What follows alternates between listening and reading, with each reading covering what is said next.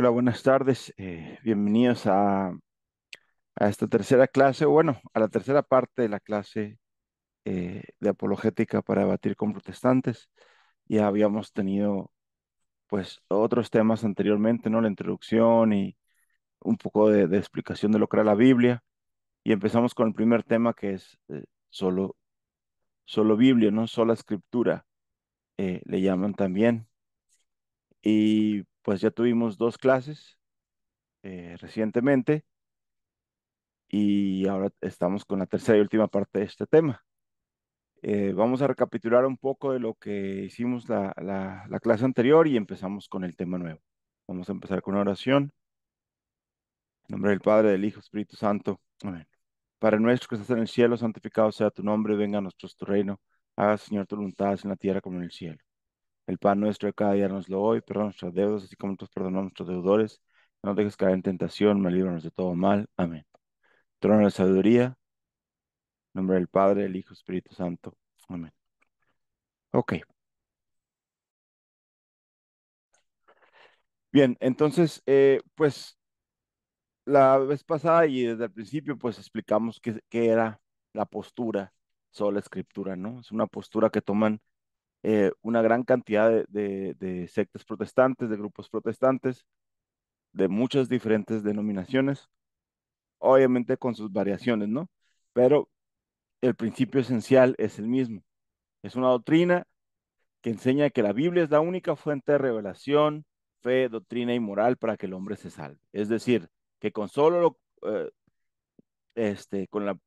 con la pura guía de la Sagrada Escritura y haciendo lo que ahí dice, uno ya se va a ir al cielo, ¿no? Se va a ganar la gloria eterna. Ok, entonces, esto pues directamente tiene muchísimas consecuencias y ramificaciones, ¿no? Pues si no hay Biblia, pues no hay institución, no hay sacramentos, no hay eh, muchísimas otras cosas que nos ha enseñado la Santa Madre Iglesia Católica, ¿no? Y pues vamos a primero que nada demostrar que este es un error. También aclaro que esta no es una explicación profunda del tema, ¿no? Aquí se trata cuestiones básicas porque realmente es un tema muy amplio y siempre les voy a recomendar que no se basen solamente en esto, sino que pues continúen constantemente, ¿no? Estas pláticas están grabadas y las estamos subiendo a nuestro canal de Apologética y también al canal de Radio Tradición que ustedes ya conocen y pues para que las repasen y busquen también otras fuentes. Entonces, el primer argumento que daban, o uno de los que usan para basarse en que solamente la Biblia es suficiente, es un versículo de la segunda carta de Timoteo a Timoteo, versículo 3, 16 y 17. Digo, estos son algunos de los ejemplos que vimos la vez pasada, ¿no? En las clases anteriores, por eso vamos a ir un poco rápido sobre ellos. Dice, toda la escritura es inspirada por Dios y útil para enseñar, para reprender, para corregir y para instruir en la justicia, a fin de que el siervo de Dios esté enteramente capacitado para toda buena obra, ¿no? Toda la escritura es inspirada por Dios. Entonces, ellos dicen, con leer este versículo, mira, aquí dice que la escritura es lo único que necesitas, perdón, que la escritura es lo único que necesitas para salvarte, ¿no? Pero eh, si haces un análisis muy breve, sin ser ningún tipo de experto o exégeta, pues es evidente que ahí no dice exclusivamente, ni únicamente, ni ningún sinónimo. Toda la escritura es inspirada por Dios y eso es correcto, pero no dice que es la única manera de salvarse, ni que es la única manera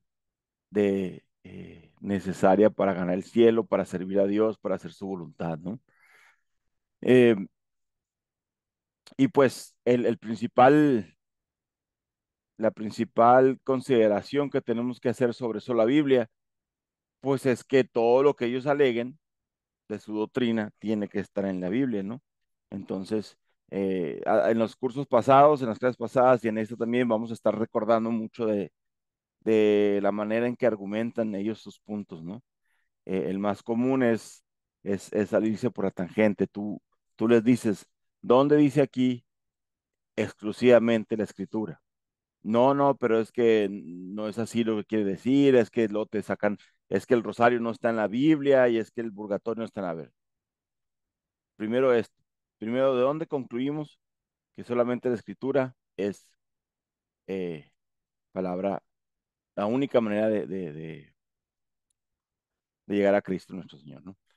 Y pues la verdad es que por donde leas el pasaje, no dice eso, ¿no?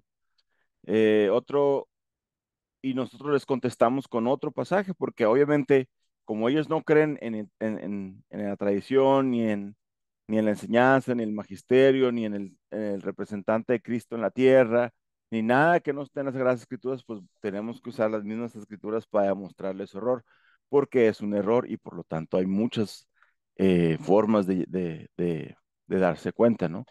En en este pasaje de la primera carta de Timoteo 3:15 dice, pero en caso de que me tarde, le dice Pablo a Timoteo, te escribo para que sepas cómo debe conducirse uno en la casa de Dios, que es la iglesia del Dios vivo, columna y sostén de la verdad. Entonces, también es clarísimo. ¿Quién es la verdad? ¿No? O sea, o perdón, la verdad es Jesucristo, ¿no? Entonces, columna y sostén de la verdad, quiere decir que está al servicio de la doctrina de Cristo. Obviamente te van a decir, o muy probablemente te digan, es que aquí se refiere al templo, ¿no? ¿Cómo debes de comportarte en el templo? ¿No? Pero el edificio, las cuatro paredes, aunque estén consagradas a Dios, no son fundamento o sostén y columna de la verdad, ¿no? En otras versiones dice fundamento y palabras similares, pero el principio es el mismo siempre. Entonces, aquí no dice las sagradas escrituras son columna y sostén de la verdad. Que eso no quiere decir que las sagradas escrituras no sean palabra divina, lo son, totalmente lo son, pero no son el fundamento, no son en la base en lo que está cimentado o en lo que nuestro Señor Jesucristo cimentó su doctrina, su enseñanza, su ley, su mandato, etcétera, etcétera. Nuestro Señor Jesucristo no lo fundamentó no, en las escrituras solamente, ¿no? Sino que lo fundamentó en una iglesia. La institución divina es la iglesia. Entonces,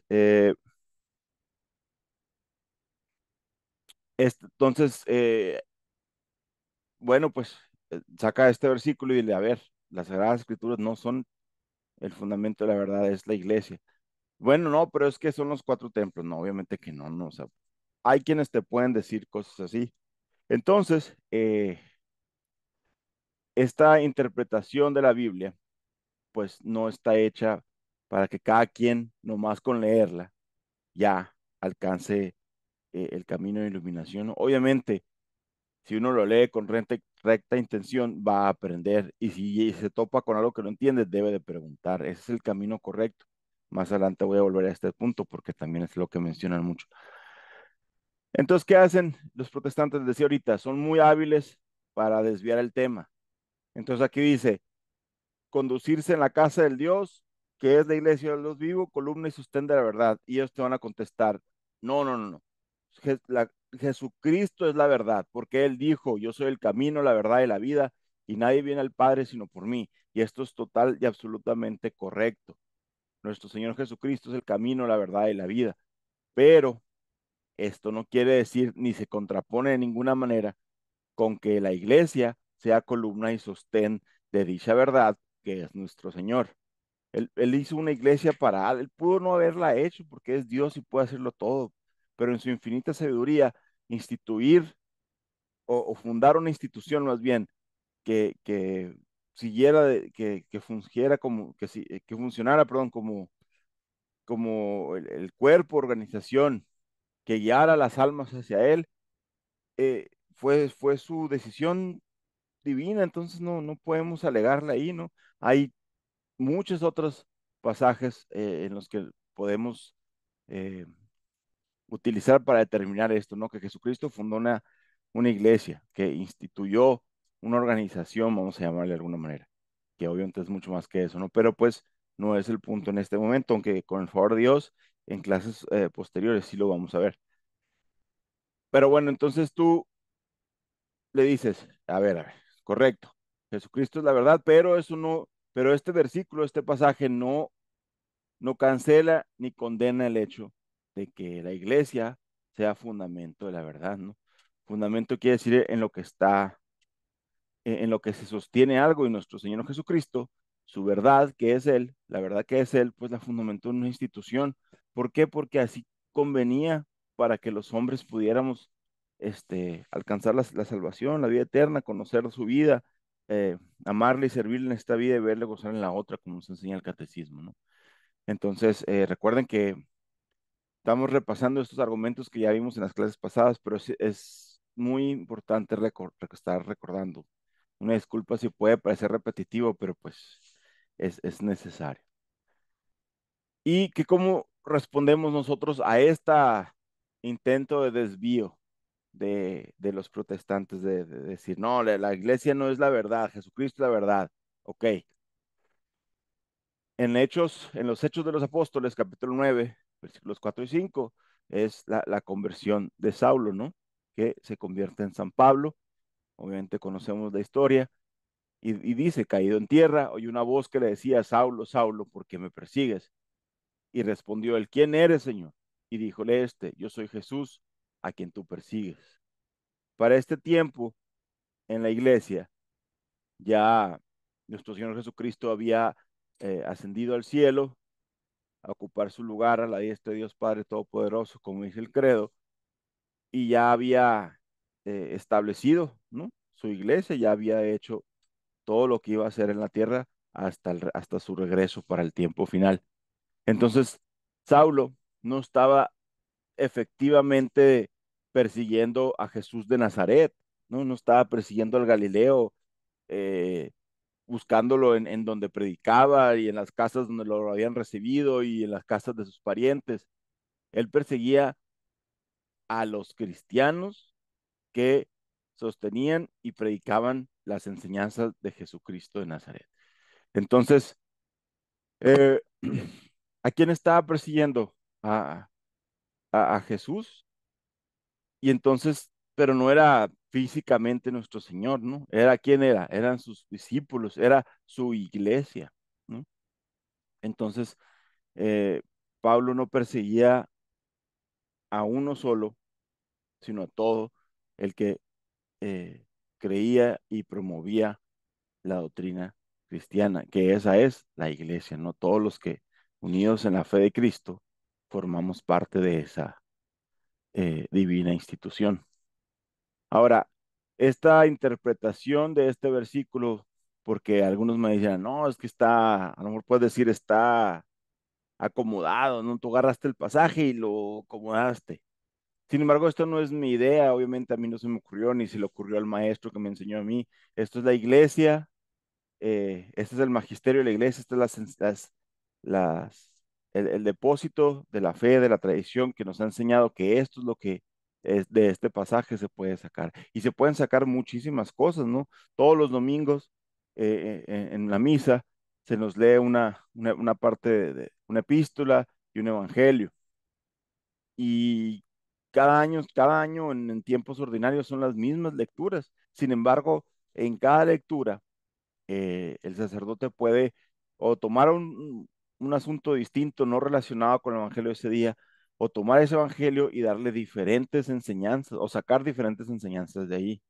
Y eso es lo que hace la iglesia, interpretar. No soy yo, Guillermo, ni Juan, ni José, los que dicen, es que de aquí de Hechos 9:4-5 se infiere que Jesús es la iglesia. No, estas son las enseñanzas de la autoridad depositada en la curia, en los líderes de la iglesia por nuestro Señor Jesucristo. Eh, lo cual nos llevó a la siguiente pregunta y eso ya es con lo que empezamos la siguiente clase. La última clase pues empezamos a hablar de la tradición, ¿no? ¿Qué era la tradición? Porque pues el protestante que te dice solamente la escritura es necesaria, no se ocupa nada más y nosotros le decimos no, no, no. La Iglesia Católica, institución de nuestro Señor Jesucristo, está conformada por las Sagradas Escrituras y la tradición y el magisterio, ¿no? Algunos pueden acomodar tradición y magisterio juntos, pero pues para ser muy específicos son cuestiones separadas, ¿no? Tradición es lo que se ha enseñado desde nuestro Señor Jesucristo hasta nosotros, y el magisterio ha sido toda la explicación que se ha dado, ¿no? Los documentos de los santos padres, la teología, eh, las enseñanzas de los sacerdotes y obispos, etcétera. Todo eso es el magisterio, ¿no? O sea, los que fungen como maestros y que te explican la fe, eso es el magisterio, ¿no? Y eso es parte de lo que nuestro Señor Jesucristo dejó. Ahorita vamos a entrar de lleno en esto, o vamos a verlo un poquito más, pero nosotros los católicos sostenemos y comprobamos que la doctrina que nos enseña la Iglesia, la doctrina de nuestro Señor Jesucristo, se nos da a través de las Sagradas Escrituras, la tradición y el magisterio. Y la vez pasada, pues dijimos, ¿y qué es tradición? Dice, y aquí se los leo porque, como les he explicado en otras ocasiones, yo no lo puedo explicar mejor. Dice, la divina tradición es la doctrina de nuestro Señor Jesucristo, confiada o entregada a los apóstoles y transmitida por ellos oralmente a sus sucesores, en la función docente, es decir, al magisterio eclesiástico, y providencialmente conservada en los escritos de los santos padres. Sirve de criterio para conocer con toda certeza cuáles son los libros inspirados, tanto en el magisterio eclesiástico, romanos pontífices y concilios, como los santos padres, enseñando en concreto cuáles son los libros inspirados por Dios. El criterio para discernir los libros inspirados es el testimonio de los apóstoles transmitido de generación en generación. Ay, perdón, se me movió aquí. De generación en generación y conservado en la iglesia. Entonces, aquí no es lo que a los discípulos de Cristo y sus discípulos y etcétera, etcétera, hasta nuestros días se les ocurrió, ¿no? Con toda certeza, ¿cuáles son los libros inspirados por Dios? La tradición apostólica que se basa, a ver, nuestro Señor Jesucristo le enseñó a los 12 apóstoles que había que comer su cuerpo y su sangre y les enseñó toda la doctrina. Y ellos a su vez a sus discípulos y a sus discípulos. Y si analizamos toda la historia, vemos una línea inquebrantable y que no ha sido cambiada, ¿no? Que quienes han cambiado esa doctrina son los que indistintamente o más bien siempre se separan de la iglesia, ¿no? Nunca alguien que diga, eh, soy católico, pero pero voy a cambiar lo que la Iglesia Católica dice. No, dice, la Iglesia Católica interpreta mal y me voy a ir a fundar mi verdadera iglesia, mi propia sección, mi propia grupo, etcétera, etcétera, ¿no? Siempre la constante es que quien niega algo de la tradición apostólica no se retira de la Iglesia Católica, ¿no? Es el que se va. Siempre ha sido la constante en todas las herejías, hasta el horrible modernismo, ¿no? Que cambió hasta eso. Entonces, la tradición dice aquí una cosa muy importante. El magisterio eclesiástico, romanos pontífices, concilios y santos padres. Todas estas personas, pues, son las que van escudriñando la doctrina, van escudriñando las escrituras y van aprendiendo y servidos por el Espíritu Santo, van entendiendo más cosas que nos sirven para vivir mejor como católicos, para servir más perfectamente a Dios, ¿no? Eh, no nos dieron todo ya listo, ¿no? Nos dieron las cosas para buscarle, para mantenernos firmes, para no creer que ya sabemos todo, ¿no? No creer que porque ya fui al catecismo, ya entendí la fe y ya voy a ser un excelente o el mejor católico que se puede ser. No, no es así. La vida de salvación es una vida de mérito constante que hay que estar ganando, ¿no? Los concilios, pues, inspirados por el Espíritu Santo, eso también es dogma de fe. Los romanos pontífices es institución divina y pues todos los santos padres, ¿no?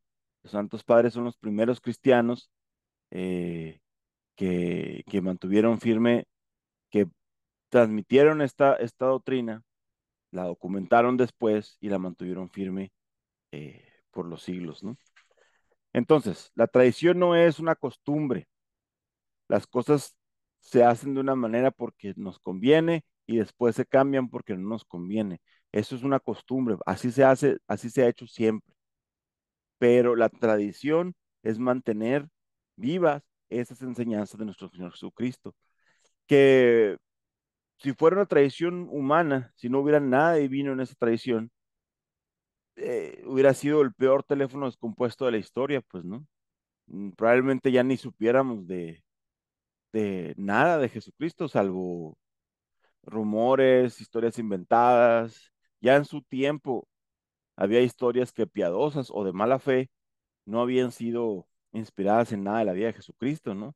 Hubo muchos escritos que la iglesia dijo, esto no es tradición apostólica, esto no es doctrina, y por lo tanto no lo consideraron dentro de la Sagrada Escritura, ¿no? Los famosos apócrifos y muchos otros libros. Hay libros piadosos que dicen cosas buenas, pero que no estaban basados en lo que nos habían enseñado desde el principio. Ahorita vamos a ver un ejemplo más a profundidad. Por lo mismo de que existe una tradición, por lo mismo de que existe eh, un vivo ejercicio de mantener intacta todas las enseñanzas de nuestro Señor Jesucristo, que obviamente todos sus discípulos y todos nuestros maestros pues tienen que estar guiados por el Espíritu Santo, ¿no? Sin la guianza del Espíritu Santo hace mucho que la iglesia simplemente hubiera desaparecido, ¿no? Y ahora pues ni ante los peores embates que hemos tenido en la historia, vemos que desaparece, ¿no? Se mantiene firme. Y esa es una cosa francamente mm, maravillosa, milagrosa, sorprendente, ¿no? Quien no quiera ver cómo ha sobrevivido la iglesia ante este mundo abiertamente demoníaco, pues ya no, realmente no quiere ver, ¿no? Eh, Precisamente porque hay este magisterio, hay reglas y leyes, ¿no? Y por eso nos preguntamos, ¿debemos interpretar por nosotros mismos las escrituras? Pues no, ya acabamos de decir que es el magisterio de la iglesia el que nos va a guiar en esas lecturas. Sin embargo, eh, y este es un mito típico de los protestantes, a los católicos no los dejan leer la Biblia, los quieren tener ahí encerrados, los quieren tener ignorantes para que sigan este, dando dinero y para que sigan viviendo en esa vida tan engañados, ¿no? Esa vida, sigan viviendo engañados. Y obviamente no es cierto, esto nunca ha sido cierto en ningún momento. La doctrina de la iglesia nos dice, no leas la Biblia. Lo que no se nos permite es interpretar la Biblia a nuestro criterio. Es decir, yo creo que aquí eh, es muy claro, me está diciendo el pasaje que, que puedo romper la ley un poquito para hacer mi negocio, que en algunos casos sí está justificado separarme de mi mujer en situaciones ordinarias, que etcétera, etcétera, ¿no? Que no pasa nada si me convierto, que puedo vivir una vida de maldad, de pecado, de ofensa a Dios, y al final, mientras le pida a Cristo, perdóname, como lo hizo el buen ladrón, me van a perdonar todo. Eso no es doctrina cristiana y eso es lo que algún muy vivito ahí podría decir, ah, pues, y te puedes arriesgar, pero todos sabemos que en la gran mayoría de las veces eso no termina bien, ¿no? El mismo Pedro nos dice, asimismo, en todas sus cartas hablan ellas de esto, en las cuales hay algunas cosas difíciles de entender que los ignorantes e inestables tuercen, como también tuercen el resto de las escrituras para su propia perdición. Aquí Pedro está hablando de San Pedro, está hablando de San Pablo, ¿no? Y está muy claro, pues, no solo los que sostienen la postura de sola Biblia, sino todos los protestantes en general, le dicen que la Biblia es perspicua, ¿no? Que se explica sola sin necesidad de, de que nadie te lo explique. Tú con que la agarres y la leas vas a entender y vas a saber lo que tienes que hacer y lo vas a hacer. Y no es cierto. El mismo San Pedro nos los dice claramente, ¿no? Hay cosas difíciles de entender que los ignorantes e inestables, fíjense, no solo los que no saben, ¿no? Sino los que saben, pero no están bien, tuercen, como también tuercen el resto de las escrituras para su propia perdición. Eh, si tienen alguna pregunta, la pueden poner por el chat o pueden interrumpirme con confianza, ¿eh? Tal vez me tarde un segundito nomás en verla. Entonces, por lo mismo, ¿en quién tenemos que confiar? Pues en el leído, en el instruido, en el maestro. Este, Nuestro Señor Jesucristo, pues era Dios, obviamente Él tenía todas las respuestas y pues Él no tuvo que ser un fariseo para que se le enseñaran las escrituras, ¿no? Porque Él mismo dictó las escrituras como Dios, ¿no? Siendo Dios, no como Cristo físicamente. Entonces pues nuestro Señor, aunque era un hombre humilde, no era ignorante, obviamente, y en esa sabiduría la transmitió, ¿no? Y a los apóstoles, que sí eran hombres humildes, ignorantes, de poca instrucción, los hizo sapientes, ¿no? Los hizo sobrenaturalmente sapientes, ¿no? Por eso por eso el Espíritu Santo bajó sobre ellos para que tuvieran los dones necesarios para poder predicar la doctrina. Sin el Espíritu Santo es imposible que 12 pescadores, o bueno, 11 y los que lo suplieron ahí a Judas y los demás, es imposible que 12 hombres hubieran esparcido la doctrina de un carpintero de Galilea. Pues no, estadísticamente no podía ser si no fuera con el auxilio divino, ¿no? Y, y, y hay quienes alegan, bueno, pues entonces, pero ¿para qué darle tanto? ¿Para qué complicarla tanto, no? ¿Para qué hacerla tan cansada de que tuvieran que predicar y ser perseguidos y ser torturados y sufrir todo lo que sufrieron? Pues porque hay que ser meritorio, pues. Dios con una gota de su sangre nos abrió la puerta del cielo.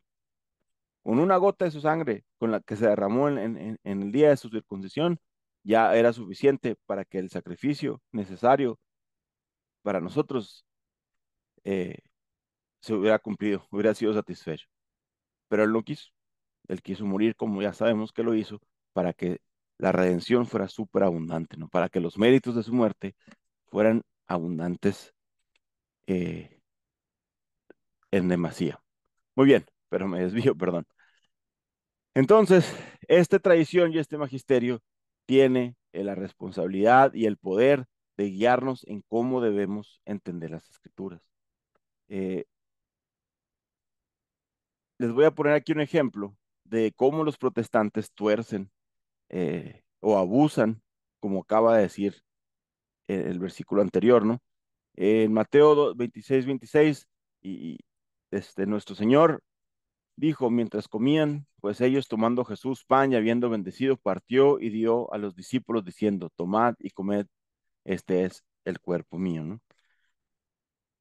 Y aquí, pues es nada más un ejemplo para hablar de la Eucaristía. Hay muchos pasajes donde Jesucristo explícitamente nos dice que Él es que teníamos que comerlo, ¿no? Incluso en el griego, la palabra que usan es masticar tal cual, no comer. Y queda bien explicado que es literal, ¿no? Que no es una simbología de su cuerpo, que no es en memoria, que el pan no es es un recuerdo de cuando él estuvo aquí, sino que literalmente tenemos que comer su carne y beber su sangre, ¿no? Eso es lo que nos enseña nuestro Señor Jesucristo y lo que después nos explican y ratifican en los santos padres y doctores de la iglesia. Pero entonces los protestantes dicen, no, eso no es literal, no es así, no tienes que comer el cuerpo y la sangre de Cristo, porque por ejemplo, aquí en Juan 15 dice, yo soy la vid y vosotros los sarmientos, el que permanece en mí y yo en él, ese da fruto abundante, porque sin mí no podéis hacer nada. Jesucristo no es una vid, ¿verdad? Jesucristo no era una planta con hojas verdes y raíces, etcétera, que daba uvas. Entonces tampoco era que ese pan fuera literalmente su cuerpo, su carne, y que ese vino fuera su sangre. Entonces son mentiras. O sea, no es cierto que Jesucristo nuestro Señor quería que comieras su carne y bebieras su sangre, porque no es una vid tampoco. Y para una persona que no está instruida en la doctrina, esto suena lógico, ¿no? Pues sí, es cierto, Jesús no es una planta, entonces tampoco iba a ser literalmente un pan o un pan que se convirtiera en su músculo y en su corazón, etcétera, ¿no? Pero aquí es donde tenemos que ver lo que enseña la tradición, lo que enseña las sagradas mismas escrituras, porque también ellos no son letrados, conocedores de la fe, ¿no? Simplemente agarran versículos y las tuercen y se los memorizan y parecen impresionantes, pero no conocen la escritura completa. De hecho, una técnica muy común es cuando te citan un versículo que tú no conoces o no, o que parece muy lógico lo que dice. A ver, vamos a ver el contexto. Lee el capítulo completo o simplemente lo que dice antes y lo que dice después. Y entonces ya pones la lectura en contexto y dices, no, ya cambia por completo, cambia el sentido de lo que nos está diciendo la escritura, ¿no? Son muy hábiles en engañar. Las sectas protestantes no están diseñadas eh, para el beneficio de la humanidad, están diseñadas para destruir a la Iglesia Católica. Entonces, malamente, pues, o astutamente, se sirven de nuestra ignorancia para engañar a muchísimas personas, ¿no? Entonces, de entrada, no le crean. Si no sabes, pregunta, pero no te vayas con la finta de que, sí, es cierto, tienes razón, ¿no? Eh, este ejercicio que les digo de tomar literal algo, eh, es muy común y hay que ver cómo tomarlo, ¿no? La regla de la interpretación, la regla de oro es que no importa que alguien escriba o hable de forma literal o de forma metafórica, ¿no? Su intención siempre es literal, hablando de las escrituras.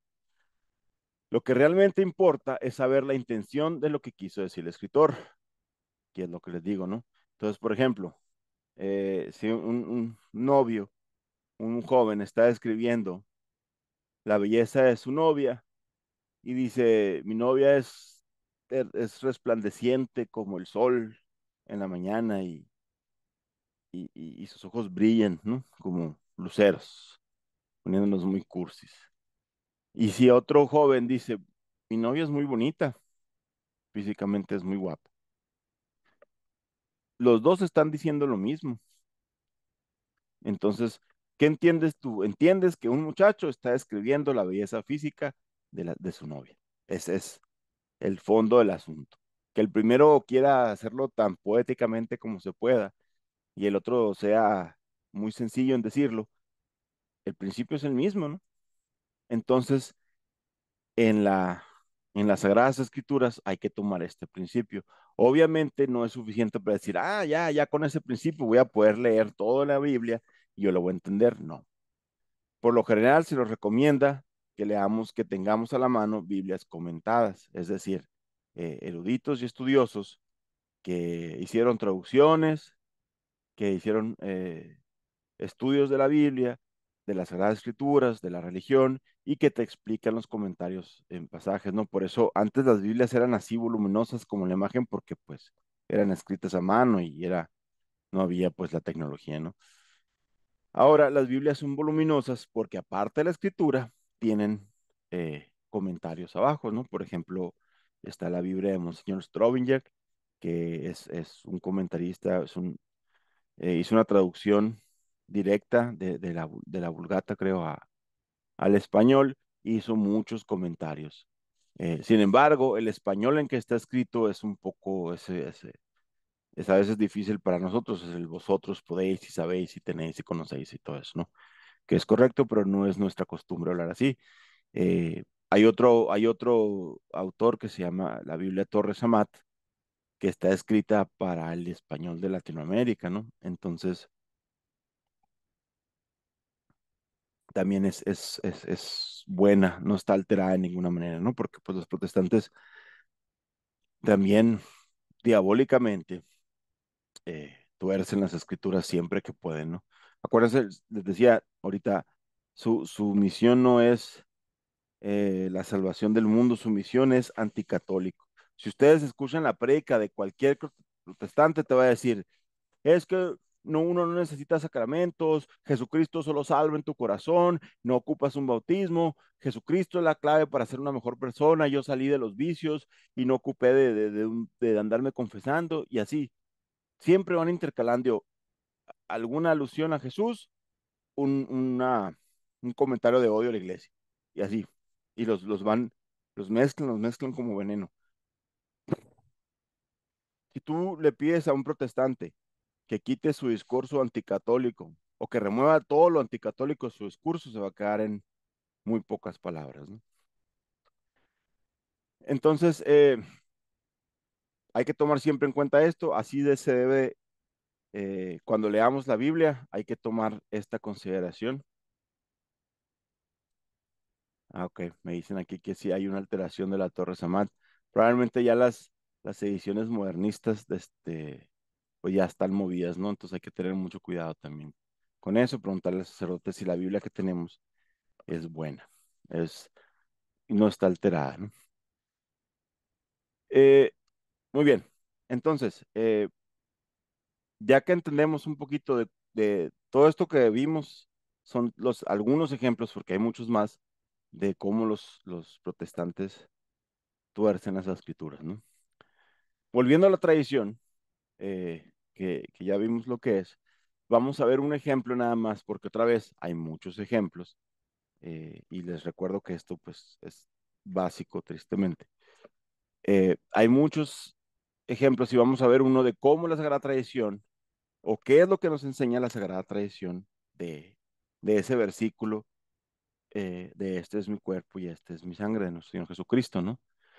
Vamos a ver el caso de San Irineo de León, que fue el obispo de León del año 189 al año 202, o sea, en el segundo siglo del cristianismo, muy reciente todavía, todavía ni siquiera era la religión oficial del imperio. En este punto todavía eran perseguidos los cristianos, pero ya estaban eh, diseminados como nuestro Señor Jesucristo lo mandó, ¿no?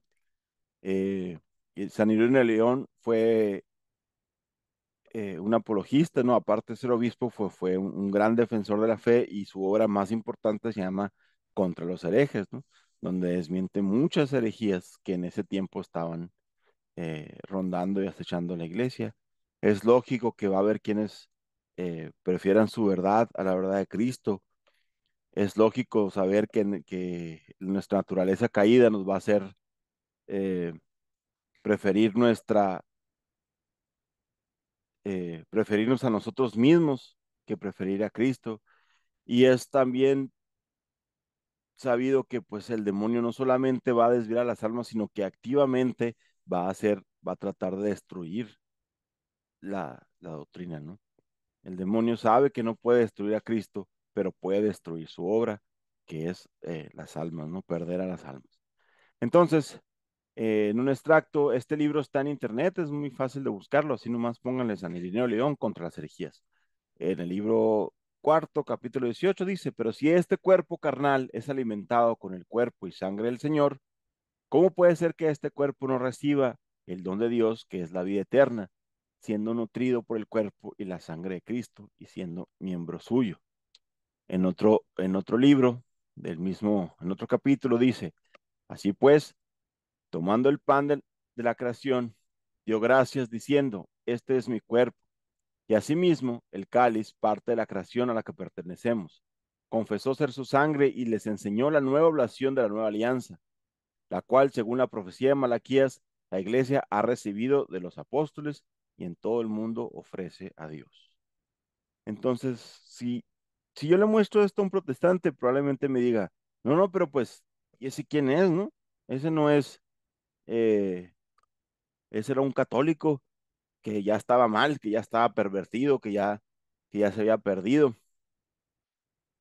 Obviamente estos dos pasajes no son suficientes para hacer una apología completa de la doctrina del cuerpo y la sangre de nuestro Señor. No, esto es nada más un ejemplo de que que esta creencia no la inventó la iglesia, ni fue una idea de Constantino, ni tantas tontadas que dicen los protestantes, ¿no? A veces, sí es cierto, los católicos no leemos la Biblia, pero hay protestantes que se pasan de absurdos, ¿no?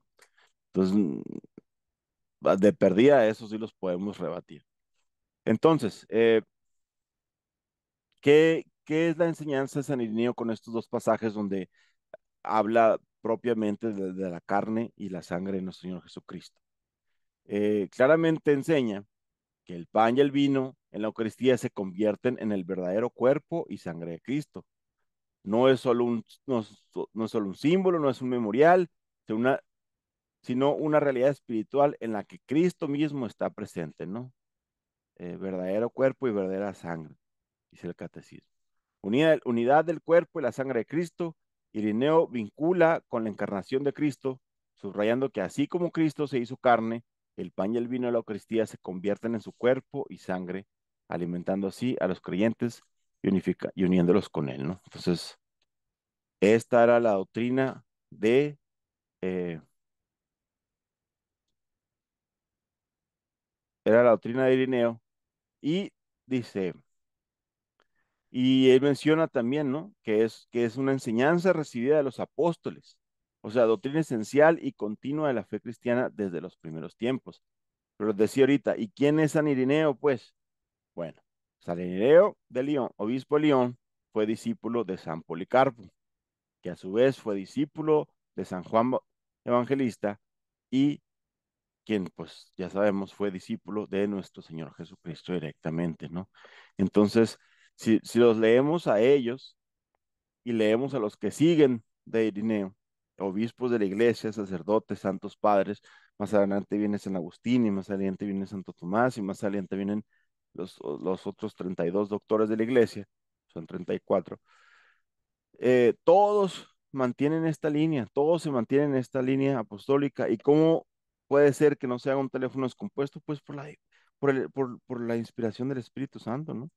Eh, ¿Por qué no habría de valerse Jesucristo nuestro Señor, Dios, de la tradición apostólica?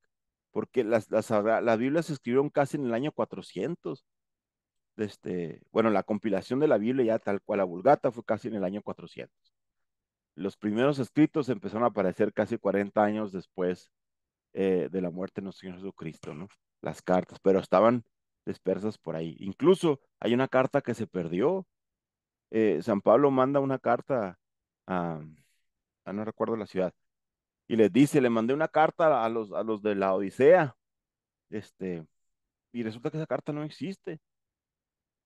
Entonces quiere decir que nuestro Señor Jesucristo mandó doctrina que se perdió y que está incompleta, no se puede, ¿no? Que también es otro argumento en contra de, de este tema de la sola Biblia.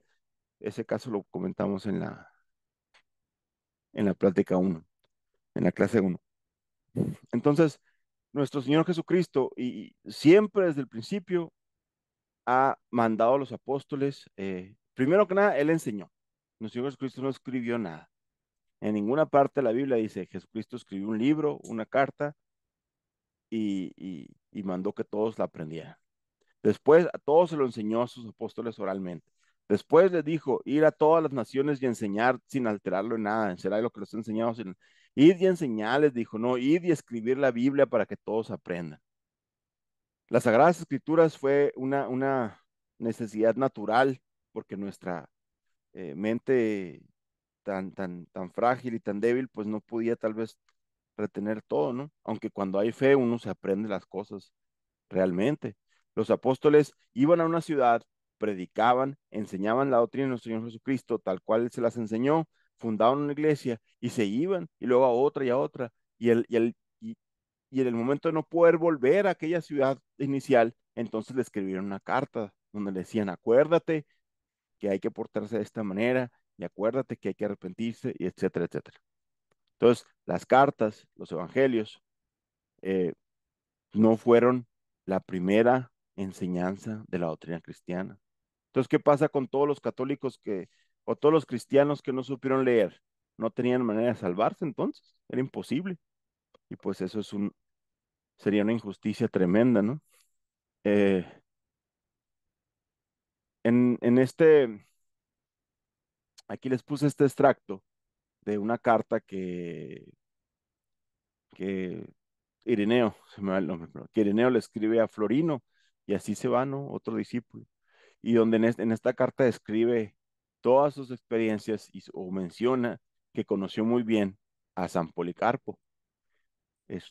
Policarpo se sustenta, hablaba, su vida, su venías, el carácter de su vida, su apariencia física, los discursos que hacía al pueblo, cómo relataba su trato con Juan y con los demás que habían visto al Señor, cómo repetía de memoria sus palabras y todo lo que había aprendido de ellos acerca del Señor, sus milagros y sus enseñanzas. Todo esto Policarpio lo había recibido de testigos oculares de la vida del Verbo y lo anunciaban de acuerdo con las Escrituras. Y ahí se va la tradición, pues, ¿no? Este,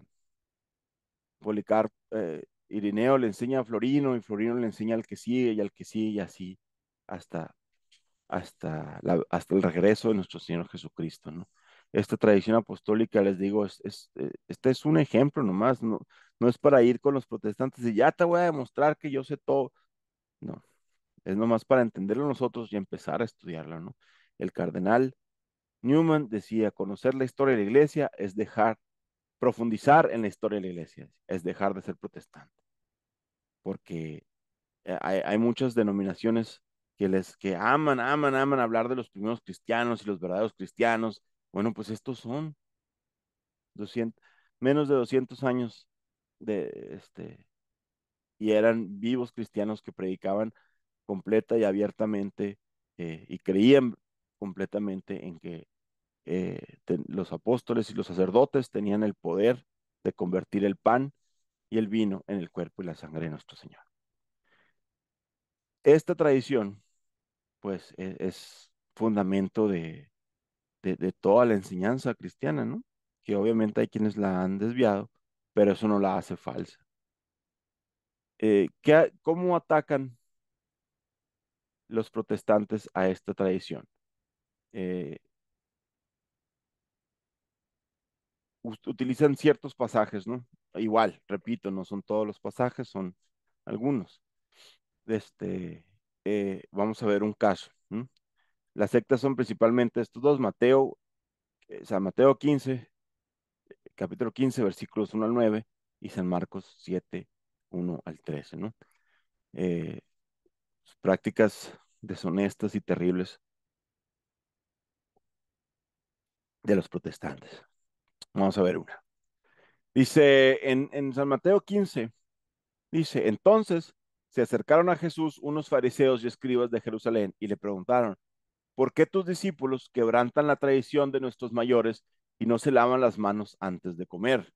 Y Jesús le respondió, ¿por qué quebrantáis vosotros el mandato de Dios en nombre de vuestra tradición? ¿No? Entonces, de ahí dice que al seguir la tradición estás rompiendo el mandato de Dios, te va a decir un protestante. En el otro dice, se reunieron junto a él los fariseos y algunos escribas, venidos de Jerusalén, vieron que algunos discípulos comían con manos impuras, es decir, sin lavarse las manos, pues los fariseos, como los demás judíos, no comen sin lavarse antes las manos, restregando bien, aferrándose a la tradición de sus mayores. Y al volver de la plaza no comen sin lavarse, y se aferran a otras muchas tradiciones de lavar vasos, jarras y ollas. Y los fariseos y los escribas le preguntaron, ¿por qué no caminan tus discípulos según las tradiciones de los mayores y comen el pan con manos impuras? Fíjense, ¿no? Si tú lees esto y un protestante te dice, no ves, hermano, no ocupas la tradición, no, no, porque aquí Jesucristo condena la tradición. Los que la siguen no lo están siguiendo a él. Y uno ignorante dice, no, pues sí, cierto. El maestro Rubén nos contaba de personas que en segundos, con un argumento de estos, ya, no, tienes razón, ya me voy. Está mal la Iglesia Católica. Desechan por tierra decenas de miles de análisis y de enseñanzas y de milagros y de la grandeza incalculable que tontamente no conocemos de la Iglesia Católica. Porque un cholo ahí del barrio le dijo que aquí decía que estaba mal. ¿No? Y no es por denigrar a nadie, ¿no? Pero Es simplemente por demostrar con qué facilidad se nos engaña cualquiera, ¿no? ¿Cuál es la explicación en el contexto de estos pasajes? Es que Jesús está respondiendo, Jesucristo nuestro Señor está respondiendo a los fariseos y escribas que lo criticaban a él y a sus discípulos por no seguir ciertas tradiciones ceremoniales, como lavamientos rituales, los acusa de poner sus propias tradiciones por encima de los mandamientos de Dios. Jesús condena las tradiciones ceremoniales de los judíos, en ningún momento está condenando la sana tradición o tradición apostólica, ¿no? Dices tú, es que es muy lógico, tal vez, cuando estás consciente de que te van a malinterpretar un pasaje, dices, es muy lógico, pero te agarran en la calle sin leer, ahí es un muy buen momento para decir, a ver, lee todo el capítulo, ¿qué más dice? Eh, También entender el contexto, ¿no? También conocer la doctrina, si no conocemos la doctrina, no vamos a poder entender mucho de las Sagradas Escrituras. ¿A qué vino nuestro Señor Jesucristo? A redimirnos. ¿Y qué más? Ya abrogar la ley antigua. Todo el Antiguo Testamento estaba diseñado para preparar al pueblo de Israel en la venida del Señor.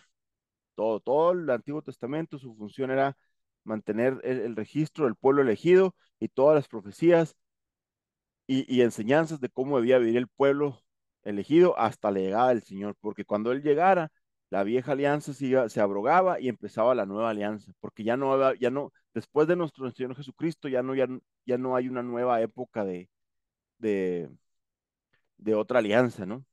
Va a regresar Él ya para el fin de los tiempos, para la gloria de muchos y la perdición de otros. Entonces, aquí, esa enseñanza, ese conocimiento de que Jesucristo vino a abrogar la ley antigua es súper importante para entender los sacramentos, porque, o sea, ¿qué quieren entonces los que no entienden esto? Que andan circuncidando bebés todavía, ¿no? Que a nuestros ojos nos parece barbárico, pero pues era una práctica del pueblo, junto con las otras como 600 reglas ceremoniales o no sé cuántas que tenían los hebreos, ¿no? Ahí están documentadas. Entonces, nuestro Señor Jesucristo condenaba el que siguieran tomando en cuenta esos rituales que ya no aplicaban, ¿no?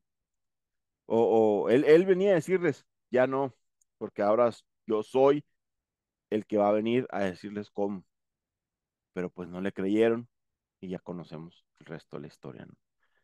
Entonces, este es un ejemplo nomás de cómo ellos atacan la tradición.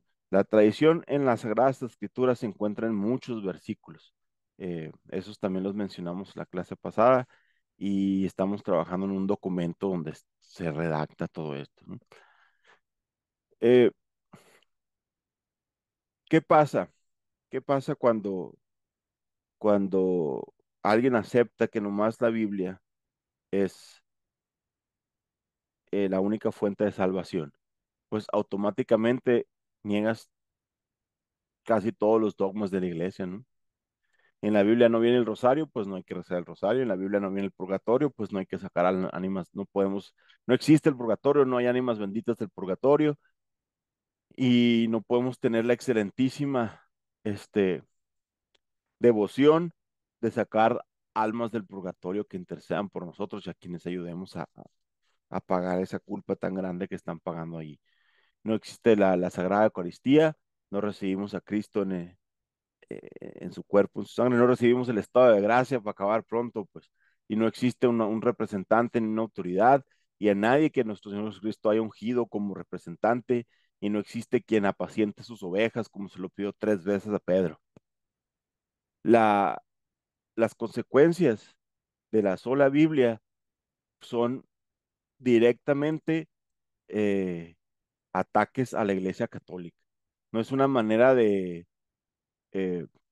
de reinterpretar la escritura, no es una manera de reinterpretar la doctrina, es un ataque frontal a la Iglesia Católica, porque la postura de sola Biblia echa por tierra casi todo, o todo, vamos a decir, pues excepto las escrituras de lo que es la Iglesia Católica. No hay sacramentos, no hay bautizo, porque el bautizo no está en la Biblia, según ellos, ¿no? El bautizo de niños, dice, no está en la Biblia, que ese es un tema muy, muy importante, que es tan importante, pues, que se maneja aparte como específicamente el bautismo, ¿no? Y entonces, pues, como no está en la Biblia, pues todo es idolatría, todo es falsa doctrina, la Eucaristía es un símbolo, eh, rezarle a María Santísima es paganismo, es idolatría, y al Papa también es idolatría, y invocación y rezar por las benditas almas del purgatorio es invocación de los muertos, ¿no? Brujería. Y la iglesia es un simple edificio, ¿no? No ocupas un templo para reconocer la grandeza y la majestad de nuestro Señor, creador de todo y supremo nuestro. Entonces, todas las verdades de la Iglesia Católica las echa por tierra. Esta simple y pequeñita eh, aseveración de que la Sagrada Escritura es lo único que se necesita, ¿no? En la clase pasada explicamos que eh, la Biblia no puede ser la fuente de autoridad. No puedes decir la Biblia es la única fuente de autoridad porque lo dice la Biblia. El Corán también lo dice. Entonces, porque lo dice ya es verdad. Tiene que haber algo que la sustente, tiene que haber una autoridad que con toda su potestad, con todo su poderío, declare esto es Sagrada Escritura. Esto es la palabra de Dios que se mantuvo por medio de la tradición y que finalmente quedó redactada según su voluntad. Y que no todo está redactado, ¿no? Porque ahí mismo dice en la escritura, no alcanzarían los libros para poner todas las cosas que hizo nuestro Señor. Y hay cartas perdidas, como la carta de la Odisea, y creo que hay otro también que está perdido, pero no recuerdo. Entonces, la Biblia no puede ser eh, la única fuente de salvación porque la Biblia lo dice, no. Y ahí nos remitimos al primer versículo, ¿no? Toda Sagrada Escritura es útil. De acuerdo, porque Jesucristo no va a, o Dios nuestro Señor no va a poner palabras ociosas, ¿no? Si nosotros vamos a dar cuenta de las palabras ociosas que demos, dice también la Biblia, ¿cómo va a poner él palabras sin fundamento? A lo mejor eh, hay versículos de la Biblia cuyo fin es muy sencillo, enseñarnos algo básico. A lo mejor a veces es entender un contexto de por qué las cosas eran como son, por qué las cosas eran como eran, y a veces hay cosas muy profundas que no estamos para entender todavía. San Jerónimo, que tradujo la Biblia, dijo, el libro de revelaciones, que es el del libro de Apocalipsis, tiene más misterios que revelaciones. Nuestro Señor Jesucristo, Dios, no nos da todas las respuestas para que siempre estemos buscando la verdad. Al que le dan todo el dinero, pues no trabaja, porque no tiene necesidad de trabajar. Entonces, si nos hubieran dado todo, probablemente ni lo conociéramos ni lo procuráramos. Entonces, uno en su afán, en su fe de ser católico, de seguir a nuestro Señor Jesucristo, debe de buscarlo, debe de seguir buscando y saber sus limitantes también y ser humilde, decir esto no sé y esto lo pregunto y esto lo averiguo. ¿M? La vida del católico debería ser un constante ejercicio eh,